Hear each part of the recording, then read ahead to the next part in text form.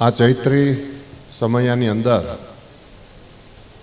શ્રીમદ ભાગવતજીના માધ્યમથી પૂજ્ય નવતમ સ્વામીએ જે વિશિષ્ટ આયોજન કર્યું છે એવા અને વ્યાસાસને બિરાજમાન મારા પ્રિય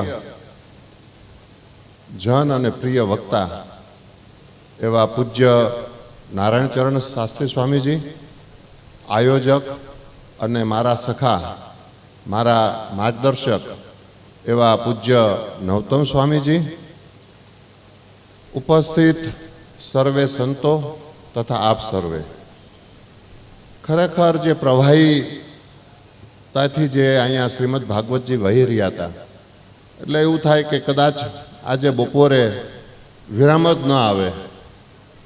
હું લાઈવ સાંભળતો હતો 3 દિવસથી, એટલે એવું થાય કે કદાચ ચાલુ રહે તો બહુ સારું, પણ સ્વામીજી અચાનક જાહેર કર્યું કે આપણે વિરામ લઈએ.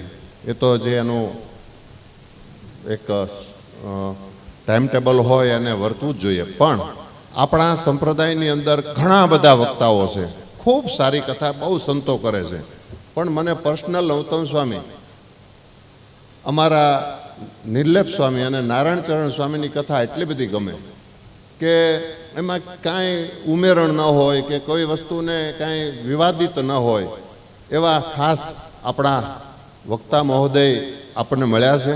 અને એમાંય તે અમારા નિશાંતનું સંગીત ભળે એમાં તો કાંઈ બાકી જ ન હોય.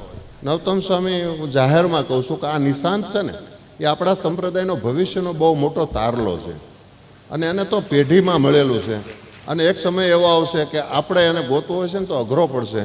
એટલે બધા સંતો આપ સર્વે આશીર્વાદ આપજો કે આનું ભવિષ્ય બહુ જબરજસ્ત અને ભગવાનના ચરણોની અંદર હંમેશા એનો પ્રેમ રહે અને ખૂબ આગળ વધે.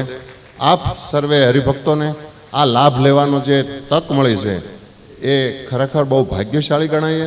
આજે મને જે નવતમ સ્વામીની આજ્ઞાથી મને તક મળી એના માટે હું નવતમ સ્વામીનો, પૂજ્ય વક્તા મહોદયનો અને આપ સર્વેનો હું ઋણ સ્વીકાર કરું છું. અને આપ સર્વેને જય સ્વામિનારાયણ.